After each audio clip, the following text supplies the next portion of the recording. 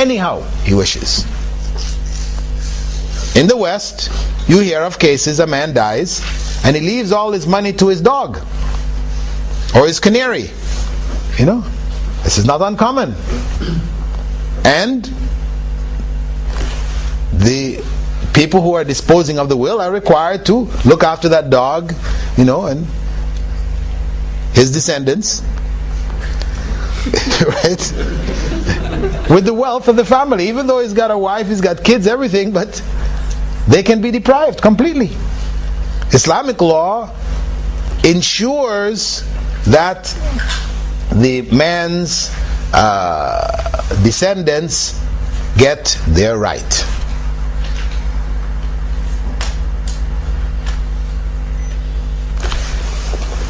This is a point in and of itself, a point which we need to keep in mind. Meaning that what? When we are dealing with issues of inheritance, we should not just be in a defensive position. We're just trying to defend why Islam. Yes, we can explain from a defensive point why, but that should not be all. We should also recognize that Islam has a progressive, proactive approach to human society. Islam brought in the inheritance laws principles which the West is in need of even today. Even today. Because God has prescribed who should receive when that person dies. And a human being doesn't have a right to play with that. The lives of animals are not more important than human lives. Now, it's not to say that the person who is leaving behind wealth cannot give away some of that wealth to others than those who are specifically prescribed. It's not to say that. But it is limited. 1/3 of his wealth, or her wealth, they may dispose of in the sense that they can give it to people who would not normally inherit. People who would not normally inherit. Meaning aunts, distant relatives, friends, etc. They can give up to 1/3 of the wealth for them. But give to dogs, cats, canaries? No. In this case, where the law would see a person doing something like that, it would step in. Even in that 1/3 area, it would step in. Because this is obviously somebody who's demented. Their whole system of understanding life and people and rights and these kind of things are lost. They've got something upside down here. So, yes, you have a dog, okay, we'll look after your dog, but we're not giving you the dog's inheritance, right? Well, you have to give that inheritance, take it to the state or whatever. We'll not allow it to be disposed in that kind of a way. The other area which commonly comes up, for those who have some knowledge of Muslim practices and laws, is the area of two witnesses. Where Allah mentions in the Quran that if you can't find two male witnesses, you may take a male and two females. That's in Surah Al-Baqarah, verse 282. So it's there. Two female witnesses being equal to one male witness. But Allah explains there. Why?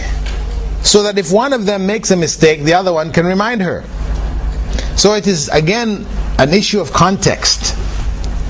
An issue of the context of the society. What is the norm for male-female relations in economic relations in a society? Because this is in terms of contracts, right? Legal contracts.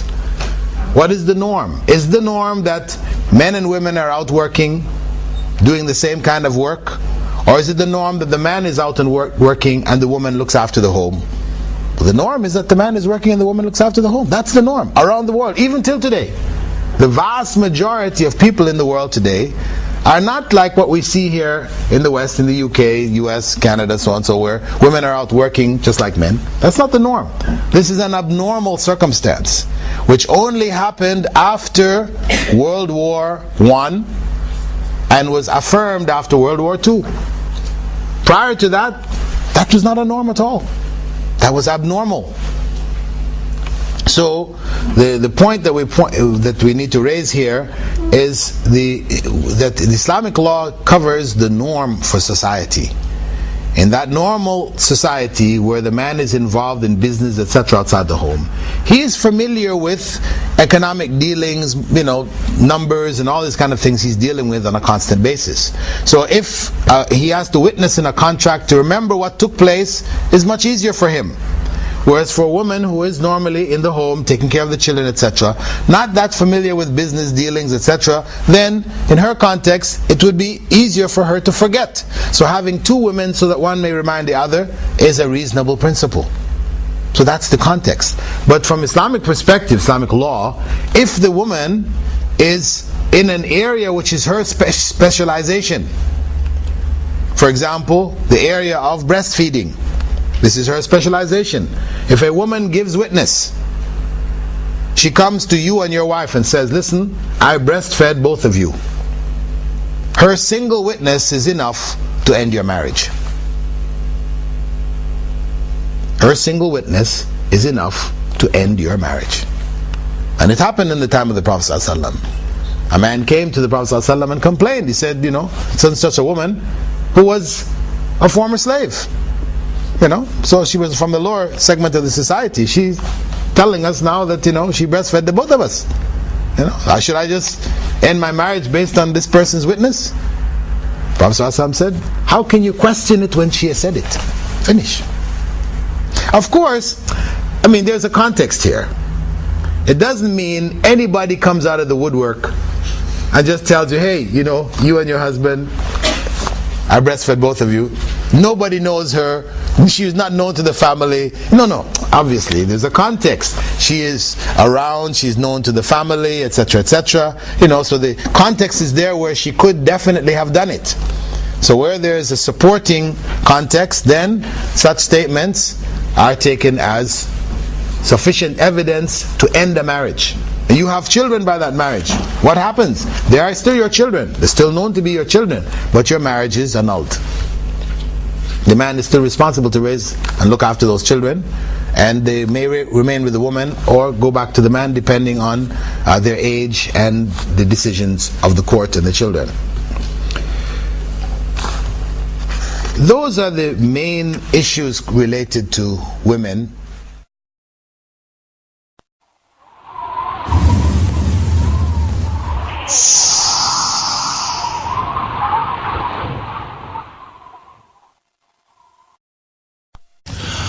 I embraced Islam about 10 years ago while attending university in London. What I observed at church was a situation of what I could basically describe as confusion. We were being taught that God was a man who came down to the earth, who preached, who ate food, who slept, was stuck on a cross and killed. And yet he was God, but yet he was the Son of God. He was a man, but yet he was not a man. He was divine, yet he was human. So, growing up with this confused concept, it was only a matter of time before I rejected Christianity. Or to be more accurate, rejected the belief that man could come down, that God could come down to the earth and become a man. I was always a person who believed in a higher power and always believed that there was something more out there, something more to life than just living, eating, sleeping and dying. And if I was asked, do I believe in God? Meaning, do I believe in something that created us, something that knows us, something that cares for us, something that will bring us back to life, then I would answer yes. At middle school, which is sort of aged 10 to 13, we had a school trip to the masjid, to a mosque, a local mosque. And it made an impact to me, even at that age. I can't really explain what was being taught at that time, but I felt a special kind of closeness, or a feeling that I was at home in this building, that I wanted to stay there and learn some more. It was a short visit, and we soon went back to school and had discussions about our various religious beliefs. But going to the mosque for that first time in my life made an impression upon me. Soon after middle school, we went on to Roman Catholic school. Not because of a personal belief that we went there as Catholics or Christians or whatever. It was just because I went there, my parents sent me there to get a better education than I would than at a state school. And it was there that my mind really started to question the Trinitarian concept of God. Again, how is it that man could be God and God could be man? How can it be one in three and three in one? It was just an ultimate confusion.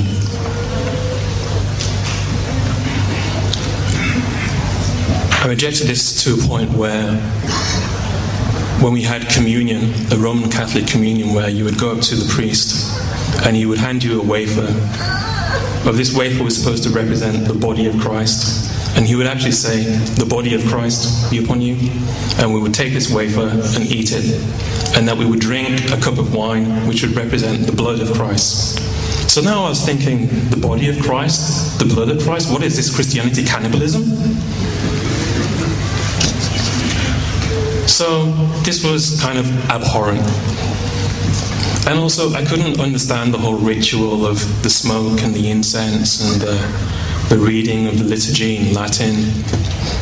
And I think in my final year, we attended a church mass in the church which was just down the road from our school.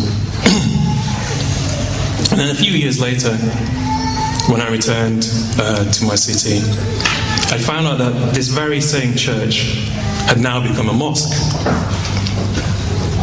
And I was soon to realize later that I was going to pray in there. Once I got to university, there was one year where it was Ramadan, and some Muslims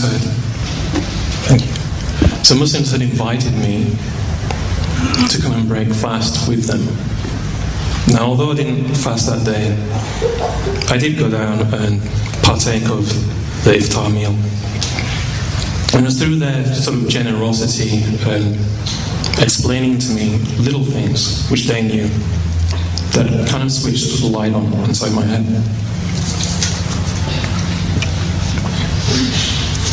It was at a table, a dawah table, which they had in the common room, that I was given some leaflets and some booklets. And one book was going to change my life entirely, forever.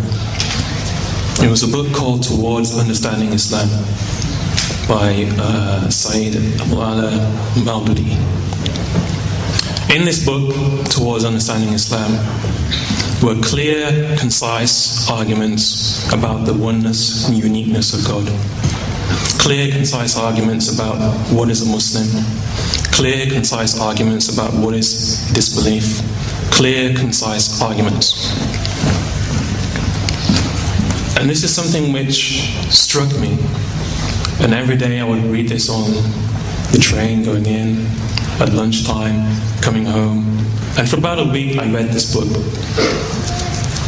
And then one evening I said to myself, this is it.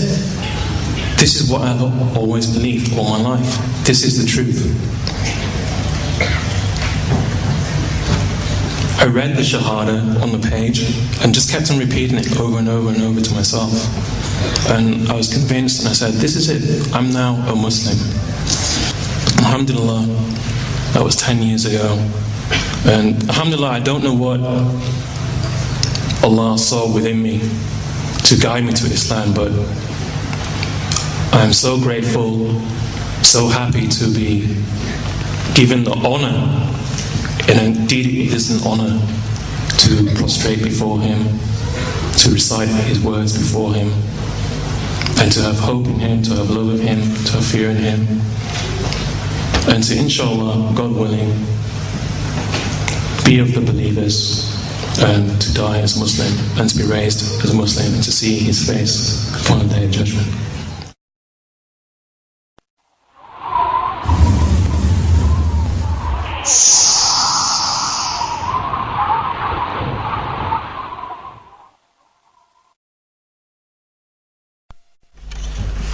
Okay, on to our topic of concerning Muslims being identified as being bloodthirsty, especially because of their practice on Eid al-Adha, gathering up small animals and cutting their necks. This West that has this great concern about animal rights today, which become even greater than their concern about human rights. They specify, or they have, attacked Muslims because of this practice, especially in France, where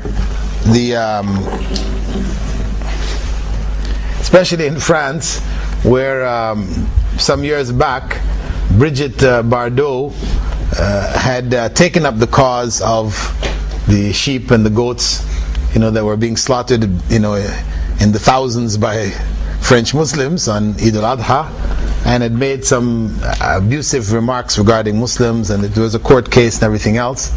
This became sort of an internationally known situation. And we know that in America too, it's there. I remember there was some years back, there was a front page New York Times article where they had this photograph of police breaking into this Muslim man's home, right? This Algerian Muslim, who was living in New York, and the neighbors used to see him go out and bring a live chicken into his home, and then they wouldn't hear anything more about the chicken, right? Regularly, once a week, he would come and bring a live chicken in his home, right? And they suspected that he was killing the chicken in his home. So they made a plan with the SPCA, the Society for the Prevention of Cruelty to Animals, to time when he's going. When he comes back, because of course it's not illegal to bring the live chicken in your home, but what you do in the home, that's what's illegal, right? So they waited until he got back with his chicken in his home, and they, brought the police, and they kicked in his door.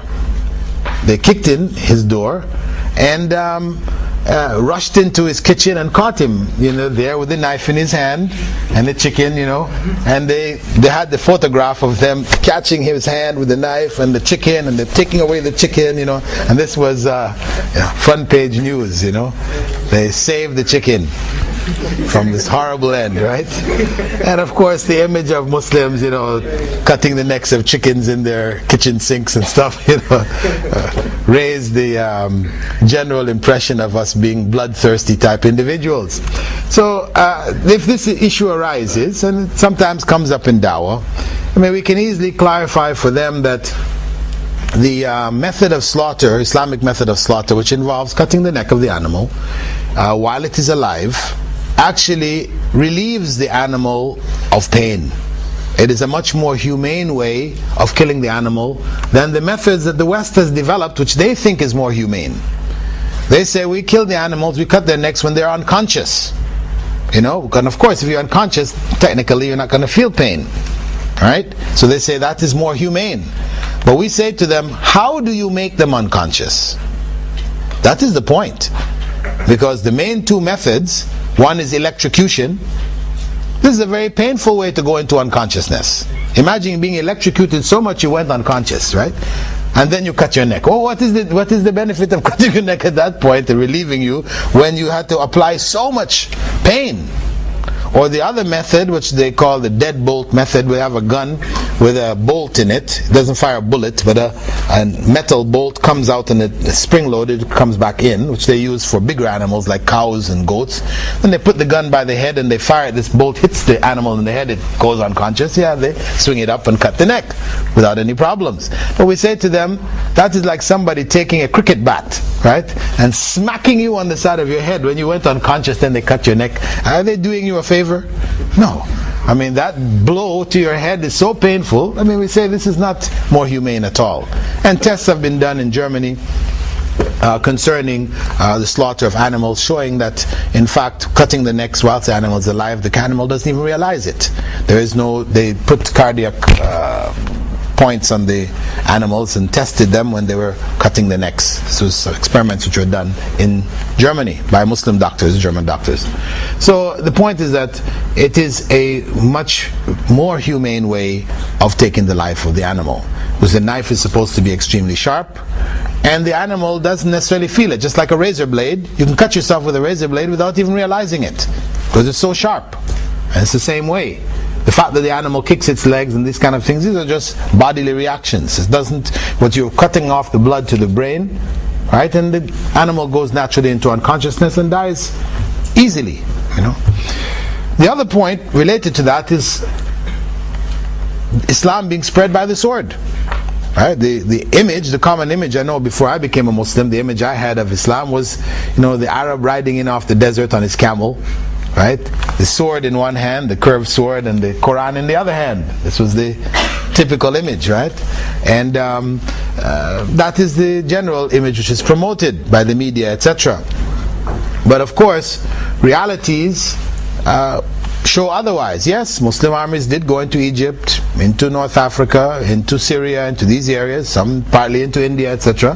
However, the vast majority of people who came to Islam did not come to Islam as a result of military invasion.